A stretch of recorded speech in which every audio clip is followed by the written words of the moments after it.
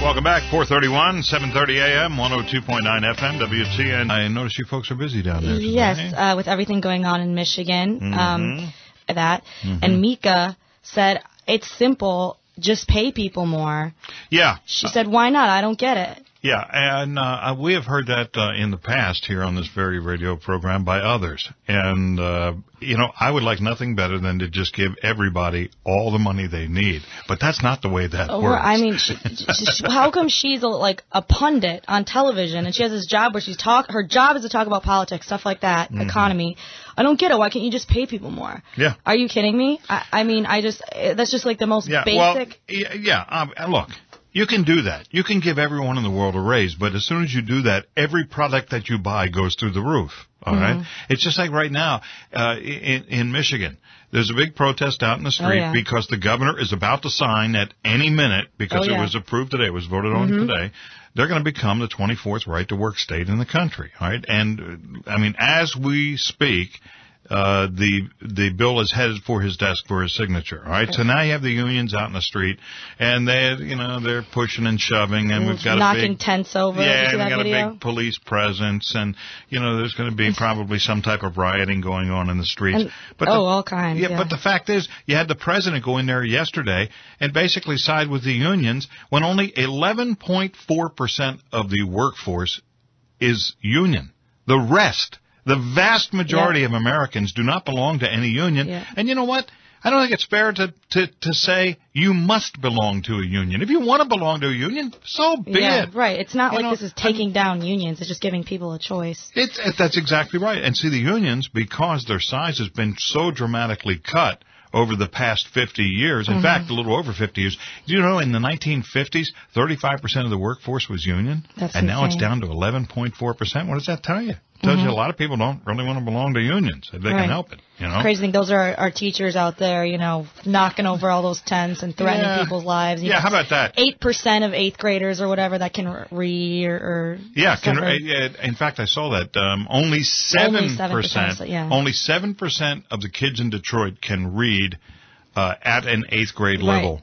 When they're in the 8th grade. Right. Now, how sad is that? Very. I mean, come on. What are they doing? And the teachers, they leave the kids today and go out and protest in the streets on behalf of the unions. Right. What a great story.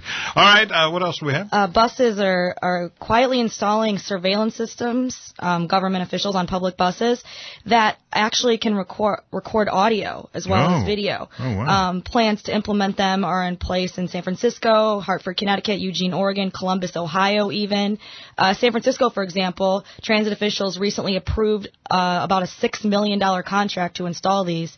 It's basically like having the police transcribe. That's kind of seems crazy to me. I mean... Well, look, for years... We've seen the results of video cameras on public transportation. Sometimes, it's good to have a video camera on there. Yeah, but recording every conversation, that's too much Big Brother. I mean, that's just why? Why would you? What are people going to do to be discussing diabolical plans on the bus? They're afraid of what you're thinking. That's what it is. I mean, I guess. All right, what else? Hostess, it's funny that the funny part is that this was a story. Hostess basically used pension funds to avoid bankruptcy for a while, and everyone, thinks that's just crazy because nobody has to make decisions like that anymore. A lot of the big companies just get bailed out, and the last thing people want to cut are the pension funds. If you look at states like California, well, they're not supposed to rob the pension fund, that's for sure. But some companies have in the past and have gotten into trouble for it. Yep. And, one side of me says, well, you can't blame a company if they're going to go out of business and the only assets they have are these.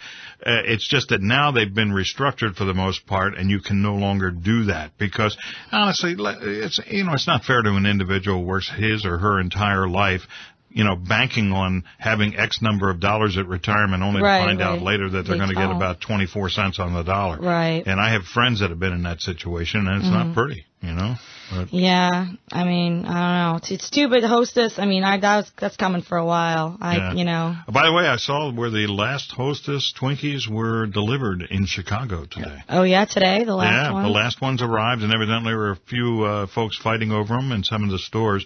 Although I don't think we've seen the end of it. I think that this Mexican company that's had an interest in Hostess for a while is going to be taking over at some point. So there may be a little break in your supply line fan of Twinkies I haven't had for a Twinkie while. in a really long time. Have you, I used to when I was Did you like younger. Yeah, oh yeah. And what are the little cupcakes with I like those a lot. the little ho-hos? The ho-hos, is that what they're called? Ding-dongs? Those are good. Oh, that's right. Ding-dings, I said. I used to get them in my lunch all the time. Yeah. All right. I'm thinking of them right now. In fact, I wish I had some. All right. Got time for one more? Most Americans believe that Santa's a Democrat. Did you see that? Why? Because he gives away gifts. 44% say that he's a Democrat. 28 say he's with GOP, and 28 say they're not sure of Santa's political affiliation. Yeah. Okay. So I've never attached a political moniker or moniker. What was I trying to say? Moniker to Santa Claus in the past, but that's interesting. Yeah, I don't Democrat know. because 37% they say they think Romney's getting coal in his stocking. Yeah, that doesn't surprise me either. No. All right, very good. We'll check it all out. It's at times247.com. Go there, look at it. It's a great website, a collection point for news stories from around the world, all in one place. Times247.com. Thank you, Catherine. See you tomorrow. Katherine Timpf. It's 4:37, 7:30 a.m., 102.9 FM, WTNT.